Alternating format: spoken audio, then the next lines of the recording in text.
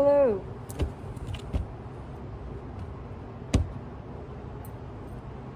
It's been a struggle to record anything. Not that it's a requirement. And because of that, I haven't done it. I haven't wanted to. And there's been a lot of questioning in me recently about whether or not this is something I want to continue doing. What is it that I even enjoy doing? What do I want to do? What do I actually desire? What feels good to me?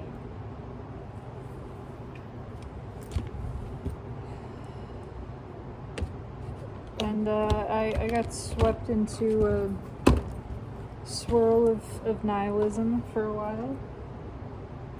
I'm not saying that's a bad thing. It's just a thing that happened. And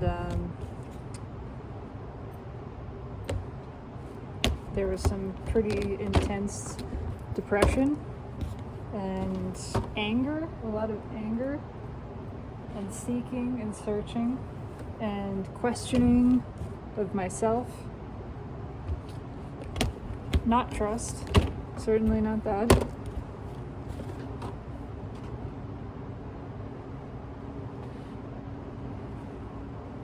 And a lot of being consumed by this collective victim identity.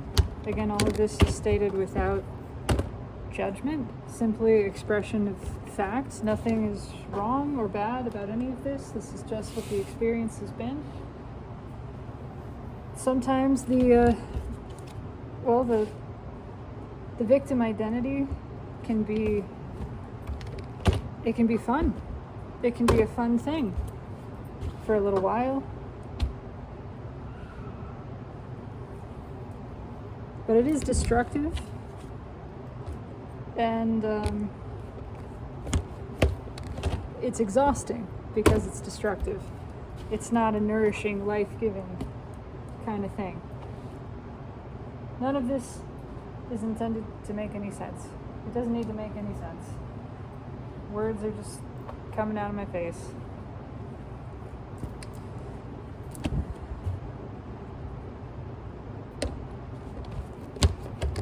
Recognizing that I've been at odds with myself recently, and that's really where the discomfort stems from.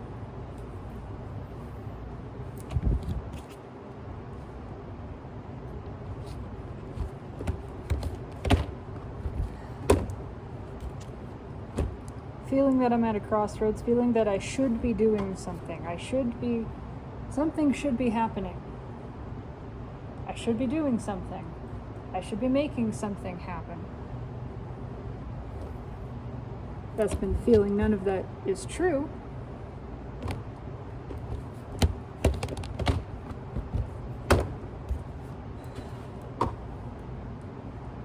Everything is happening. And all of this efforting around it isn't doing anything except making me feel tired and miserable.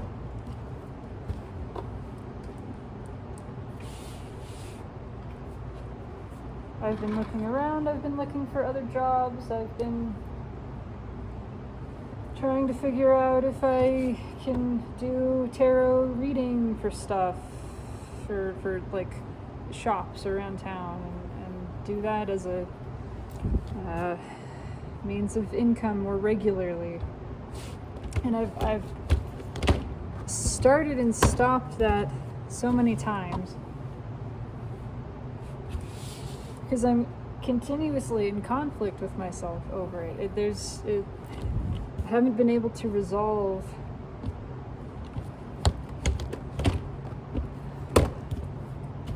these feelings about that. But I do think I actually... There's some resolution today in understanding what doesn't feel good about it. What does feel good? Connecting with people, really just being a conduit for them to give themselves permission to hear something from themselves. Not taking any of it so fucking seriously. This is not some life or death, mystical, magical oracle hearing, that's like gonna change everything. Just dropping all of that grandiosity, illusions of grandeur around it, and just letting it be a fun way to connect with other being, connect with being that is having this experience of person, and not making it so fucking heavy in these other ways. All of the meaning is right there. All of the meaning is in the experience of connection. That's it. That's anything else is a part of the narrative and the story, which is fine. It just doesn't mean anything, actually. It's fine, it's fun to play with, but it's not some big, serious, heavy thing. All of the true meaning that is here is the same true meaning that's happening right now. This is a connection. This is an in-the-moment connection. That's it. That's it. It doesn't matter what anybody walks away from it with. Absolutely nothing. It doesn't matter. We're not trying to produce something here. This is not about an end result. This is just about the experience of authentic, present expression, connection in the moment that it's happening. That's it.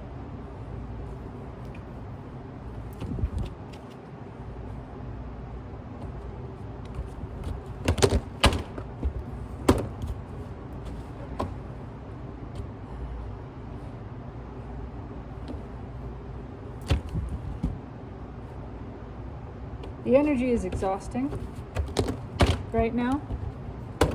If you're not feeling exhausted in it, awesome. If you are, awesome. I'm experiencing it that way. I'm aware that a lot of the exhaustion comes from resistance, but it is just, it's battering. There is so much upheaval. It's like we've had this total change, like a total fluid change in a car, which is a good thing. It is a refreshing thing for the internal systems of this vehicle to have all of the fluids flushed and refreshed, but it's also a little bit abrasive. It's also a little disorienting, more than a little bit. Things are out of balance. Things that have been one way for a long time are being flushed out. New stuff is coming in, but part of that process is things are not in equilibrium for a while. It's, there's air pockets and stuff is kind of wonky. It's settling. Things are still settling. And so it feels weird and kind of like a strain. It's just a strain on the system while this is happening. Ultimately, we will reach a new state of equilibrium. We'll return to a homeostasis, but it's kind of like we're out of that right now. And so things are inflamed, or there's more friction in one area, or it's out of balance. There's more energy moving this way than we expected, and so it's being balanced out over here, and everything's just different. It's just all shifting and different, and there's no way to really get footing in this. And so it's about not trying to get your footing, but just let yourself be kind of tossed around and be okay with that. Not making it all so serious, so meaningful in this way that the mind gives things meaning. It's meaningful, but it doesn't matter. It's not so serious, so weighty. It's meaningful because it's experience, because it's sensation, because it is what's happening. That makes it meaningful. But beyond that, there's There's no great story to it. There doesn't need to be. This meaning, the true meaning, is so much richer than anything that we invent.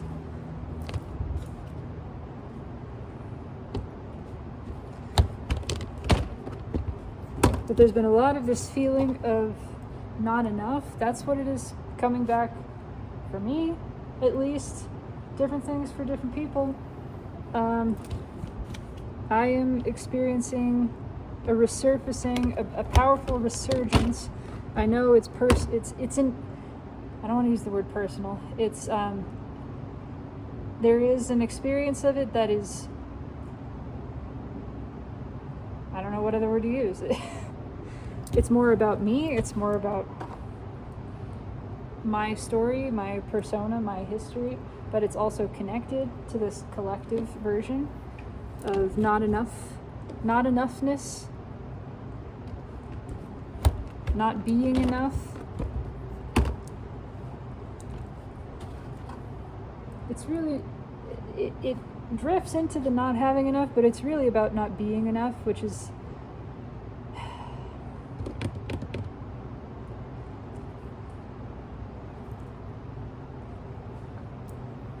just this feeling of being out of place,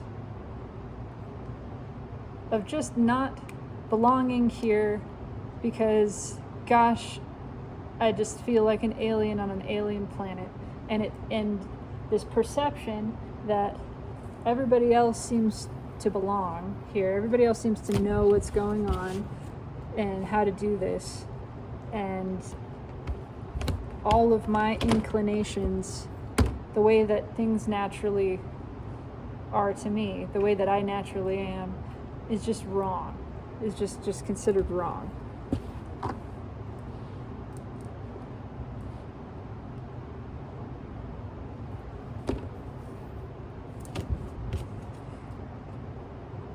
And this morning I had the distinct feeling, it was just a feeling of being laughed at. Being laughed at, being ridiculed, and the feeling of embarrassment, that very first feeling of embarrassment as a child, not knowing, not having any concept of what that is or would be or would feel like. The first feeling of embarrassment in this realization that I was being laughed at. This is not a specific memory or experience. Being laughed at for not knowing something and picking up in this implied suggestion that I should feel bad, that you should really feel bad for not knowing something. You should really feel ashamed of yourself. You should feel embarrassed. You should feel afraid and small for not knowing.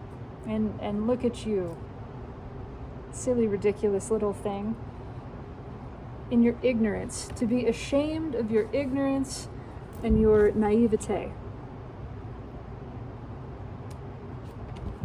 And it was like this sense memory of that first experience of that. And so I was realizing how early on it is that we, without realizing, without even really intending to, teach one another that it is shameful not to know.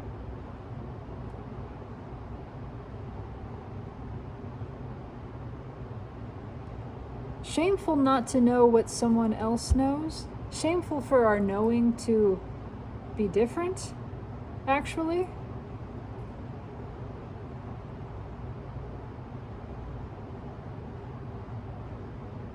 And what a twisted, fucky thing that is, that talks us out of our own knowing so quickly, so immediately. That says you can't be trusted. You don't know anything. We dress it up in words like innocent and naive and childlike, and we use those words as insults.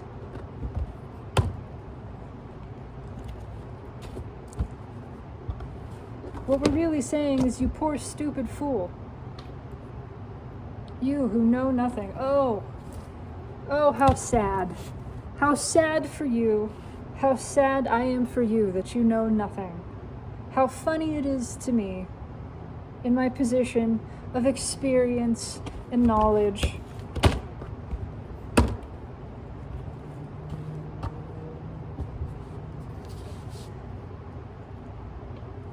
and so I am the one in power. I take on the role of authority over you.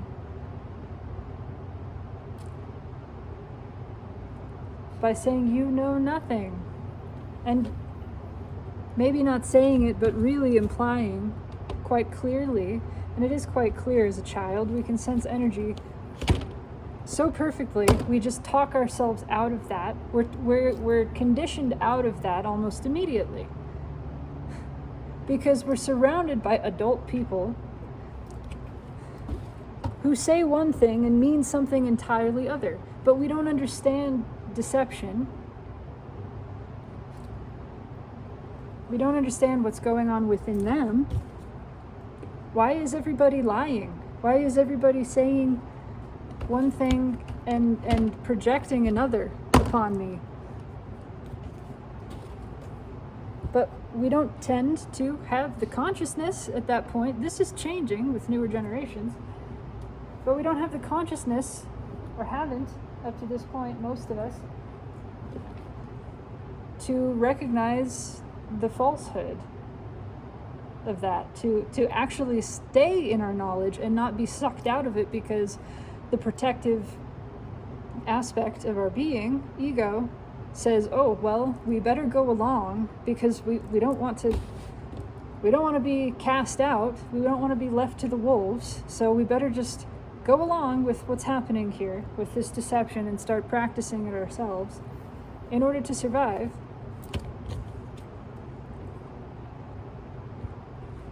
And so how quickly we are talked out of trusting ourselves, of our own knowing, and talked into giving away all authority to know to those who are older, who are wiser, who are more experienced, who've practiced this or that, or studied this or that. And so we began the veneration of experts. How much we venerate expert knowledge. These are the ones who know things.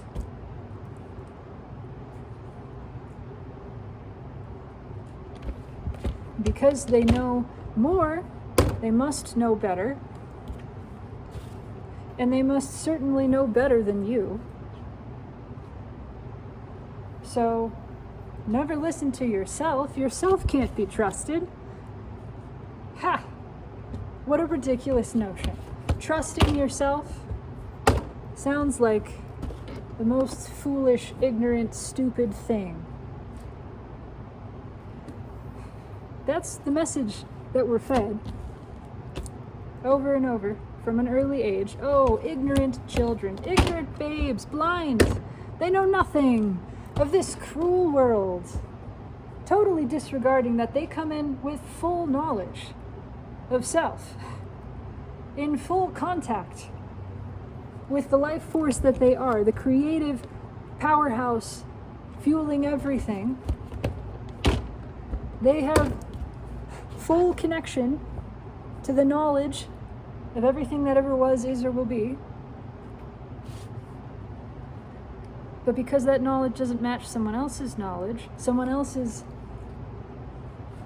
conceptual, usually, knowledge,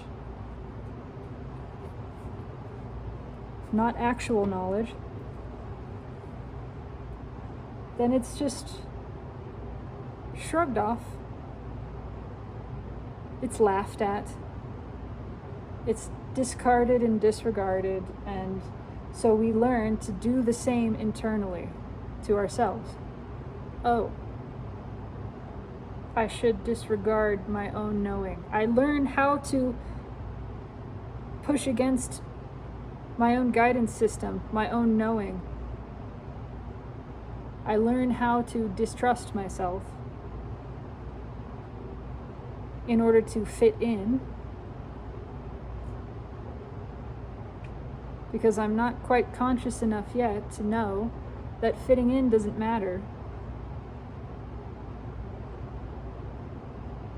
That I can, in fact, trust this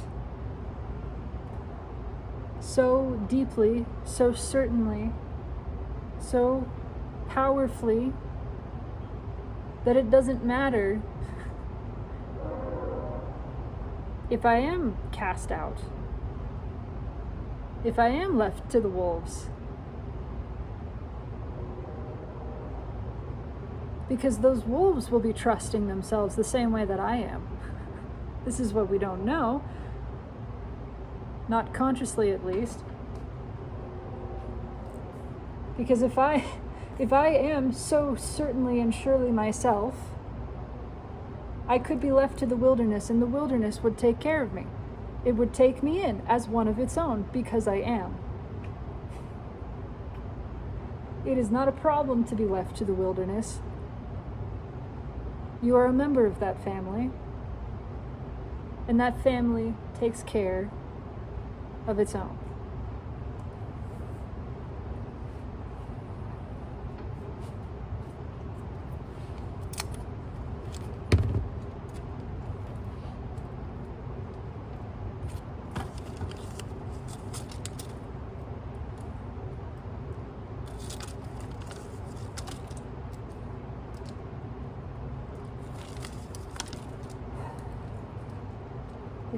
It's really, really time to come back to trusting ourselves. That's home.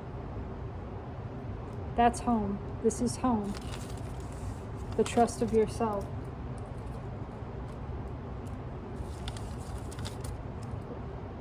But the trust of yourself is not a distrust of anyone else.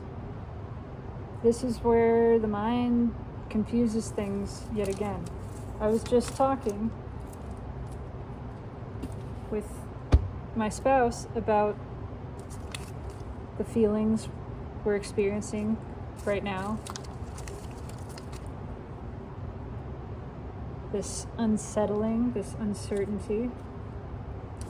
And the feeling of being looked down upon or rejected, ostracized by others, by perhaps society at large, and what that feels like. And then asking, why is it so uncomfortable? This is a curious question, an open, honest question, not accusatory. But why is it so uncomfortable for someone or many someones, or a large sort of collective someone, to point the finger and say, you're wrong? I think you're wrong, or you are wrong, which is really saying, I think you're wrong, in a more definitive sort of way, a way that is really trying to convince you. Why is it so uncomfortable for others to think that what you say, what you feel, what you do, what you are is wrong?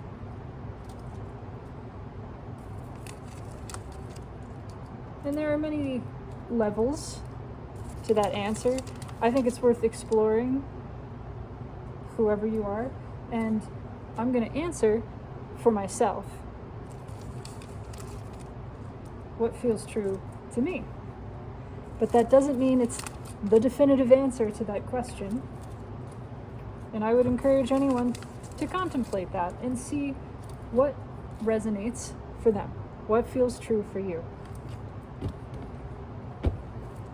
Why is it uncomfortable for someone else to say you're wrong?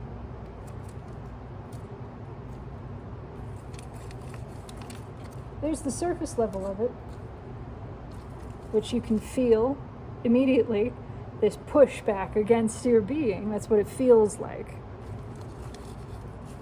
It feels threatening. It feels like rejection. It doesn't feel great.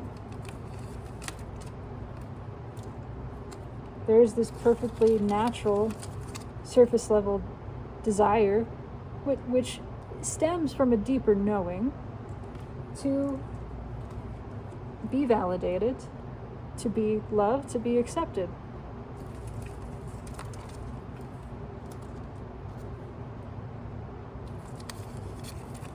And so at a basic level, it's contradicting that desire, and that doesn't feel good. It's contrast to the desire to love. But I think it goes deeper than that. For me, what I'm trying to boil it down to distill it down to, is, well, it only feels uncomfortable for someone to say I'm wrong if I believe them, right? If I'm not believing them, then it doesn't matter.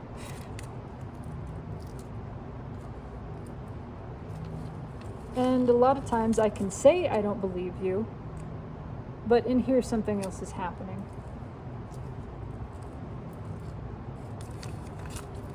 And what's happening is I am putting this person above my own authority. That would be why I believe them. Because if they're stating something as a truth, and that truth is you're wrong, and I am believing that truth, it's contradicting my own knowing of my own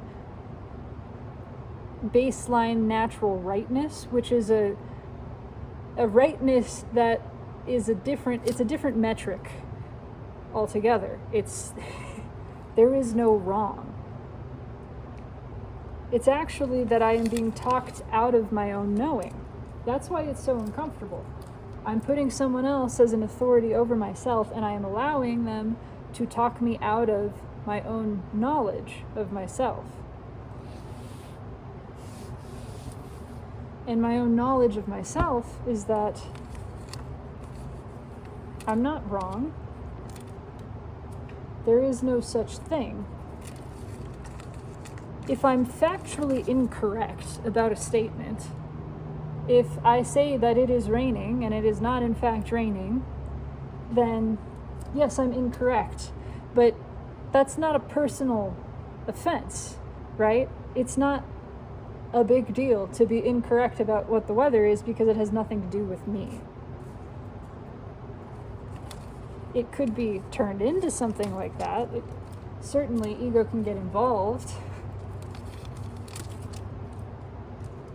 and make a statement like, you're not reliable because you were incorrect about the status of the weather, and therefore you are an unworthy being.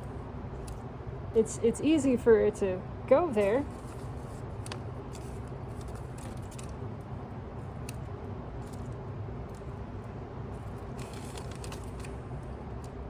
But even that kind of suggestion is only uncomfortable if I'm believing it at some level.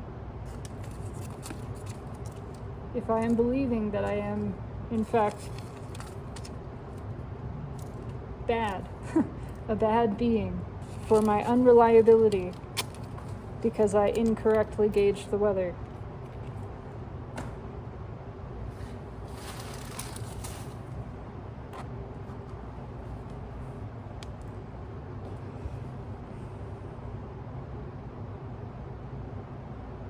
So what's really uncomfortable is being talked out of my own knowing. But there's a little bit more to it.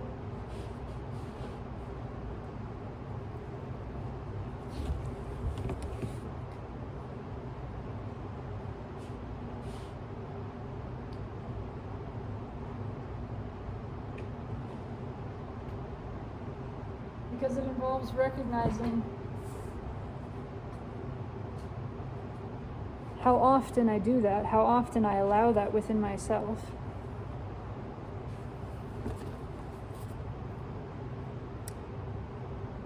And that the same thing is happening if I'm calling someone else wrong.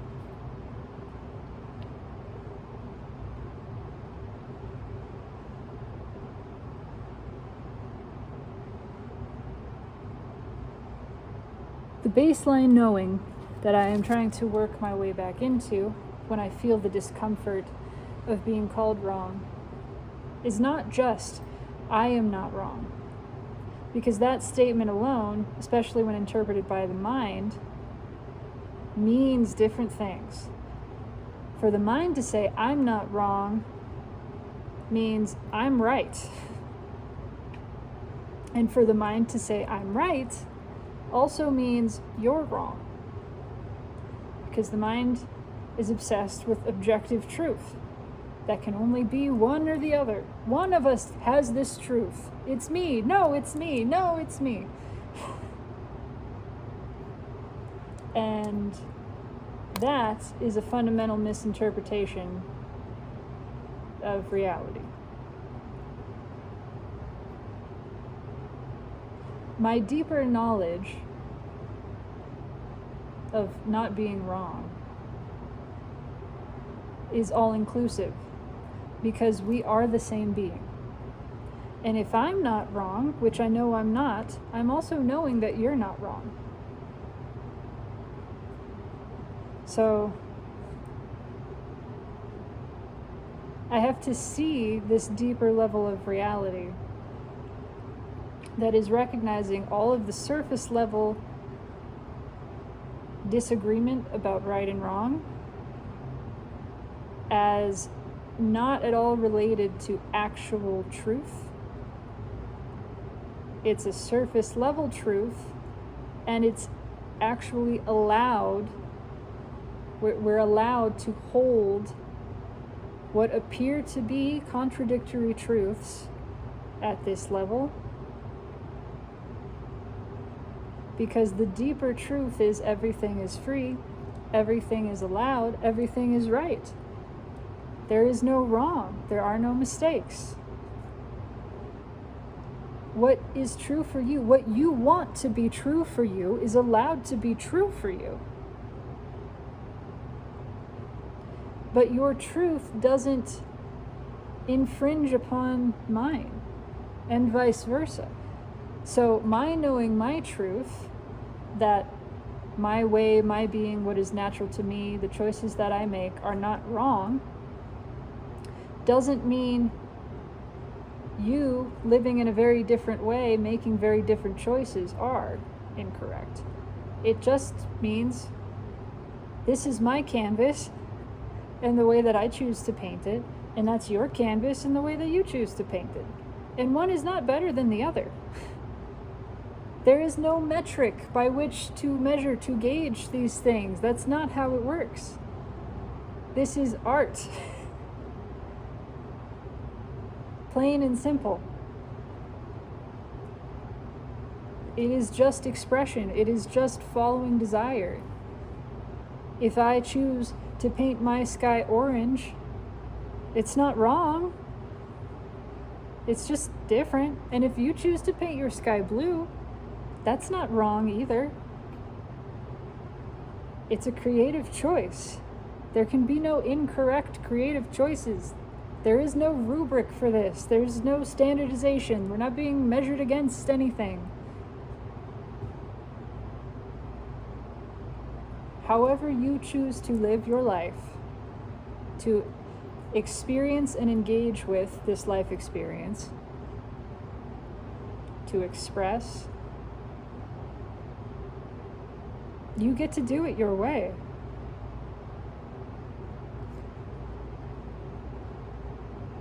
And you're absolutely right to. And so am I.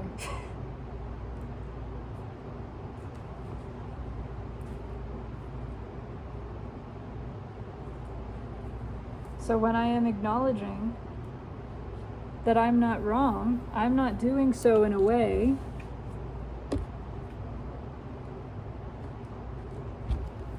that is challenging your rightness. I'm actually doing so in a way that upholds both of us.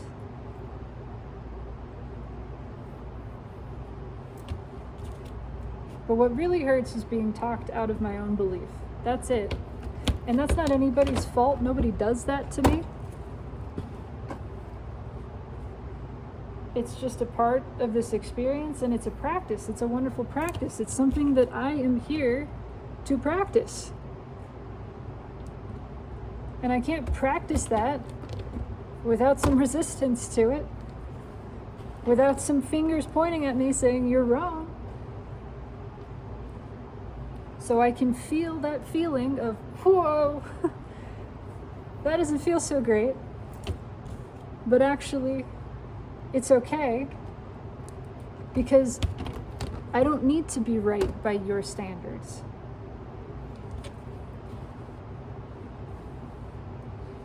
All I need to do to feel good is to trust myself. And a part of that trusting is acknowledging that you're not wrong to feel what you feel.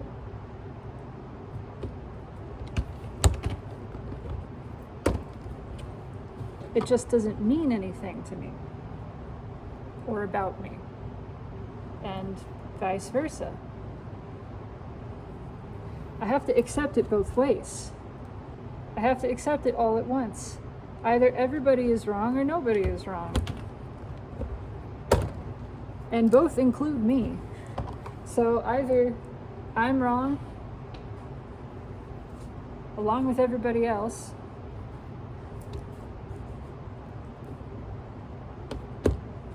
or we're all really okay.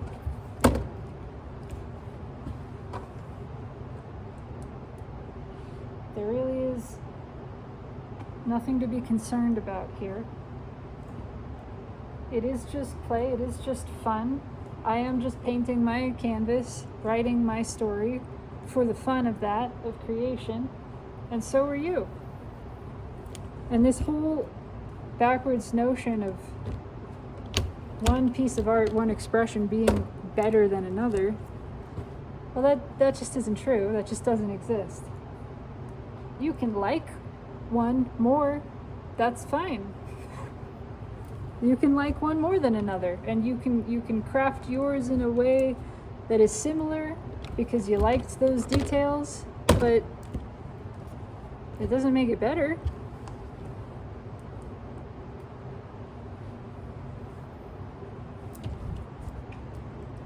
The path of the ascetic monk is not better than the path of the Wall Street banker. We both get to choose. We get to do it however we want to.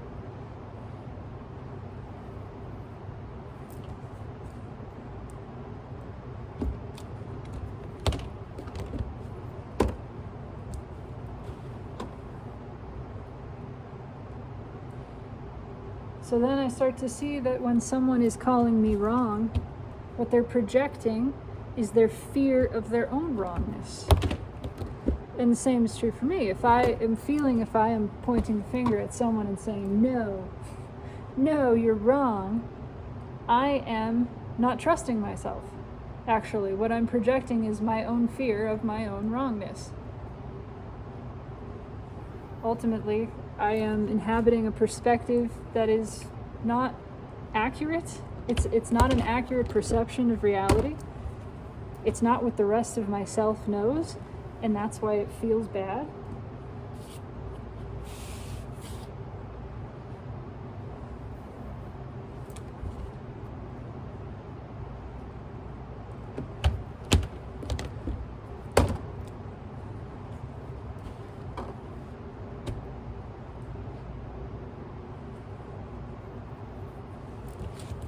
Anyway, I don't know if I'll post this. This is just rambling. But what does it fucking matter? I'm not trying to accomplish anything. I'm not trying to convince anyone of anything. This is just an expression. This is just a painting, and I'm not trying to sell it, but I don't want to hide it away either. Like I'm ashamed of it. Like it didn't mean something. It meant something to me in the moment of its making. And that's it. It doesn't need to mean something to anybody else. But I'm seeking this balanced place between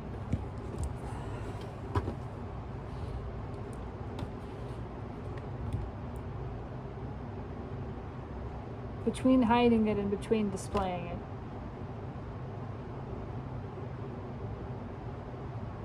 Putting it out there because it pleases me to. but not because I need anybody else to feel any kind of way about it.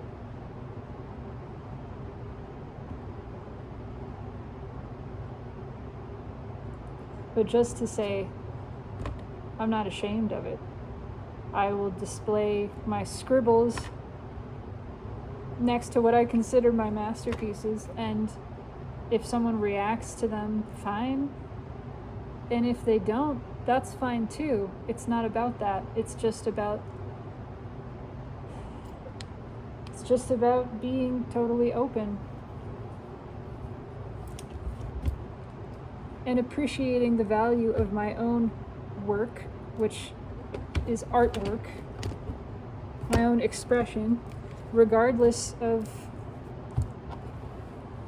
what it looks like, what the result is, what the final piece is.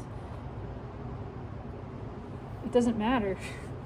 These are the brush strokes of my life, and I want to appreciate each and every one of them, not for the result that they produce, but for being the brush stroke of this moment.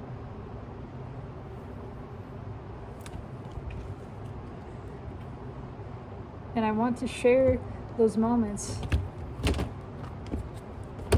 with others having this human experience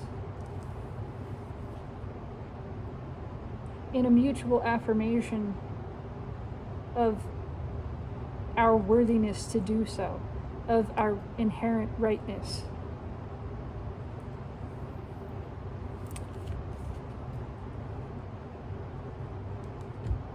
This doesn't have to produce something.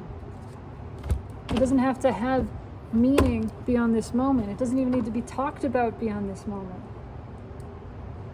But we have this moment. And this moment matters because we have it.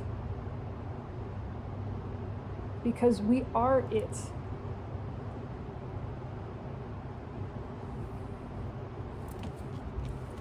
It doesn't belong to us so much as it is us. We're not separate from it. We're not separate from the experience. Everything that we are and have is experience.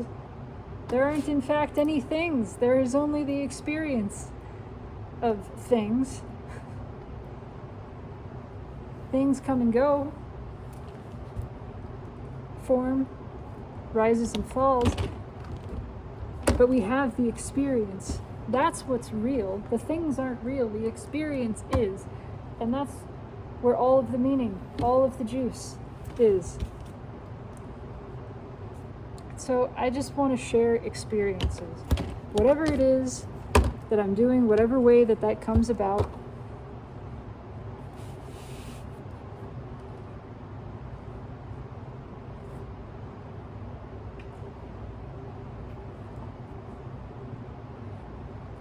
And I really want to get away from this obsession with expertise, to just discard that, to stop caring about that entirely, to see that it's really not relevant. It's not to deride expertise either, just that it doesn't really matter to me. And I feel genuinely that there is no difference between the master and the novice. And I think true masters probably know that. Masters of something, whatever skill they appear to be masters of, they recognize that what they're doing really is giving themselves full permission to experiment with confidence, to just be in this moment, doing a thing without any preconceived notions about it, without any expectations, but fully trusting that this is good and that whatever happens here is good. And that's mastery. And you can experience that without the years and years of study and struggle. I have seen great moving masterpieces created by people who had no idea what they were doing. They had no experience, no practice, no method, no technique, but because they didn't have any limiting beliefs in here, any programming standing in the way of their natural genius, it just flowed.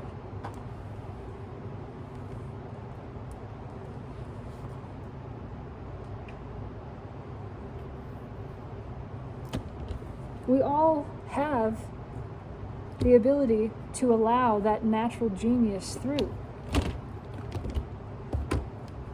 And really, I believe all that masters are doing is that. And it doesn't take all of the rigorous study and the practice to allow that to happen.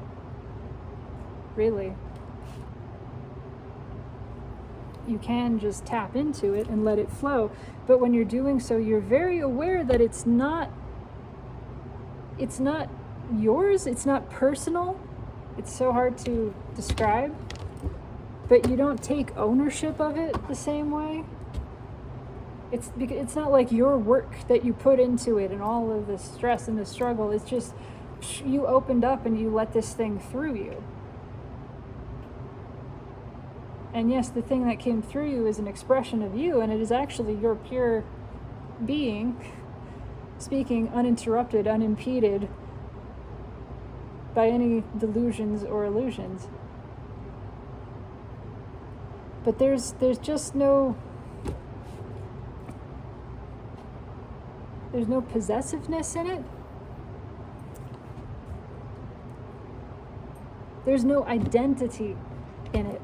And I think identity becomes this really sticky thing when we start accruing knowledge. When we set out to, when you start the learning journey, it's not about you, right? It's about the experience of, oh, this is amazing. I'm curious. I want to experience this. And then we have it built up. We have it told to us by someone else that, oh, you could become an expert in this. And then immediately ego kicks in. Now we've separated ourselves from others and from the experience, and it becomes an ego building thing instead of a natural expression of our being. And now we're collecting knowledge so that we can have the identity of one who knows, which implicitly in that statement is one who knows better than others, one who knows better than you. So now I'm in this position. I've put all this time and energy into accruing knowledge, and now I am one who knows, and you come to me as the expert so that I can tell you what you couldn't possibly know because you don't have the degrees and the certifications. You couldn't possibly know what I do. You didn't take the course.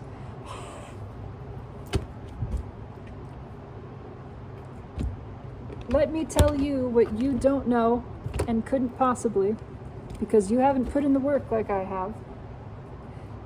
And now I am bound to this knowledge. I can never again not know.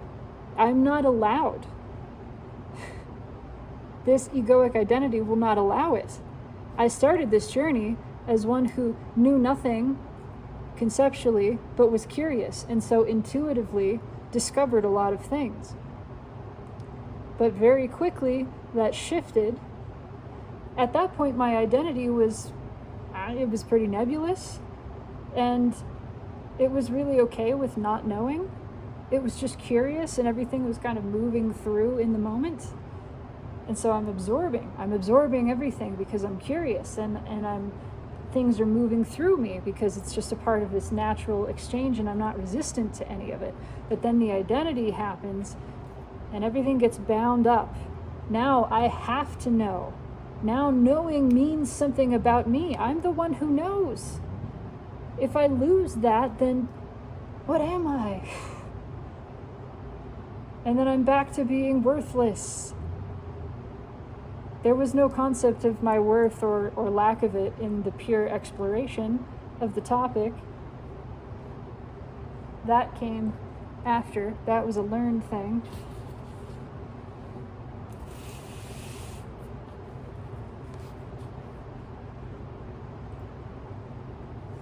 But now I, as this credentialed expert who is presenting myself as such, I must always know more than you, and there's always more to know, so I have to stay abreast of the knowing.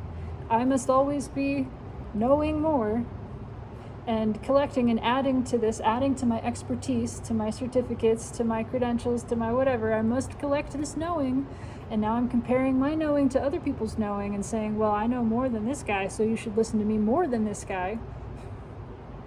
Or I may not know as much as this guy, but I have this other knowing in this other area. Look at this degree, and that means you should trust my knowing more. And all of it is talking other people out of their own knowledge and their own experience, and preventing me from even accessing that really. I've placed all of this academic, intellectual education above my own experience, even when I'm in the experience of it. Now I'm doing a thing and I know what to do because I've learned about it, I've practiced it, and that's what I keep telling myself, not because I'm allowing the natural genius to flow through. There may still be moments of that,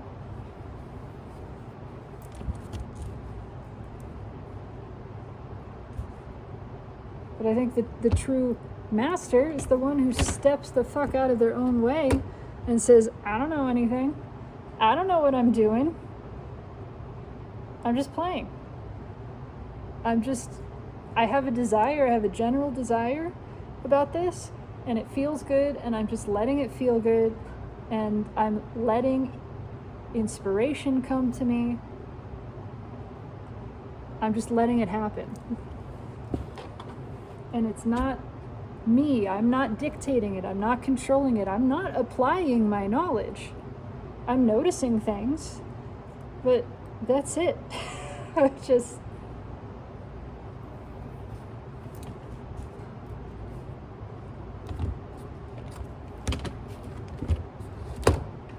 any fucking way. This is why I've been hesitant to advertise anything to do with tarot reading or what have you, because I am not an expert and I don't want to be. I don't want to put myself in that box, in that place, that position of knowing more than somebody else, knowing more than the person who's coming in for a reading. I don't know more. I don't. It would just be inauthentic. It's not imposter syndrome. It's fucking not true. It's inauthentic of me to say, I'm the expert and I know more than you do. So I've done this thing a number of times, and just because I've practiced it, it's just a thing I can do with my hands. That's really it. My hands are just used to this, But what is really happening is we're in this shared space of not knowing, and I come in with the permission for it. I'm giving it to myself. I am entering into this reading, giving myself permission not to know what's going to happen, not to know anything. I don't know anything. I don't have any special knowledge. I don't have any knowledge. I'm just here. And so we're going to explore and engage this space together. What arises from this place where we both give ourselves permission not to know, so everything can come through. We're not looking for something. We're not restraining it. We're just open. What comes up? What comes through here? That's interesting. That's curious. Let's look at that. What do you feel about that? It's an engagement, it's a sharing, it's mutual. This is a co-creation. It's not, it's not a paint by numbers. There's no rubric. I don't know more than you do. But of course, in the society that we're in, it's like, why would you pay somebody to do something if they don't know more than you? Well, that's where this is all kind of backwards. What if we looked at this differently? What if we saw that the true meaning and the true power and the true benefit was in shared experience, truly shared, where we're on the same level? It's not somebody above you telling you what to do. It's, hey, we're both here, uncertain. We're both here in the uncertainty, okay? That's why anybody comes in for a reading, right? Is they're feeling uncertainty. Okay, let's meet there. Let's meet in the uncertainty. Not me coming in with the all-knowing whatever, blah, blah, blah. I'm not going to tell you how to live your life. That's not for me to do. I will listen and have a conversation with you about your own knowledge. Because you already know. And I'm not doing anything special except providing an environment and some support that encourages you to do that. That says, yes, you are allowed to do this. We're just deprogramming that. We've had a lot of this practice of this other thing with people saying, nuh-uh, you can't trust yourself. You're not allowed to trust yourself. So then when someone says, yeah, you can trust yourself, you say, I don't know how. How do I do that? Right? It starts like this. What do you feel? What do you feel about this? And you say something and go, is that right? And the answer is yes, because you felt it. Trust yourself. Even if you think it's something that it's like at an upper level of ego, whatever, that's fine. Start there. That doesn't mean don't trust it. That's still your experience right now. If it's, why do you think you're mad that your boyfriend broke up with you? Well, because he cheated on me with blah, blah, blah, blah, blah. Okay, start there. Trust that. That's not incorrect. Just because it's a surface level of this deeper, truth that we're going to get down to, doesn't mean it's wrong. Trust that. And then we'll go a little deeper. Okay. So could there be more? Why was that so provocative?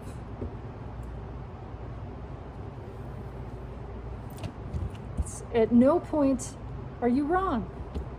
At no point are you wrong. At no point is anything that you feel incorrect. You know. And however deeply you want to know, whatever level you want to get to, that's where we'll go. And if you don't want to get any further than that, fine. We don't need to. It's not necessary. Go as deep as it feels good to go. There'll be more opportunities. This is something that the soul wants to do. It wants to keep going deeper. Because actually, it's a lot of fun. There's infinite depth there.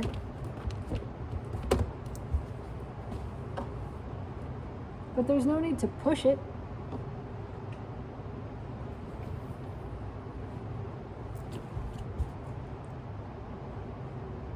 And once again, it's not wrong to be at the surface level. There's nothing wrong with that.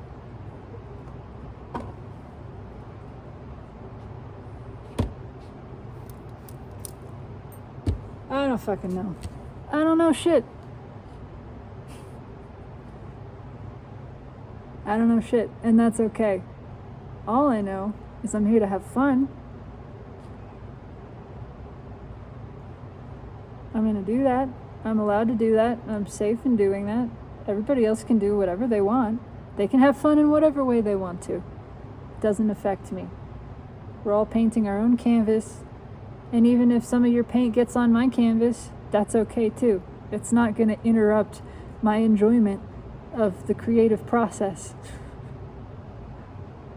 I'm just here to have a good time. So that's what's going to happen.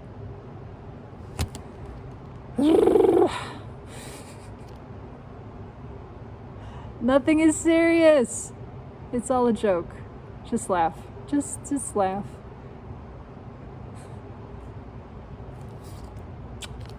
Take it easy, alright? You're good. You're good. You know you're good. Just chill.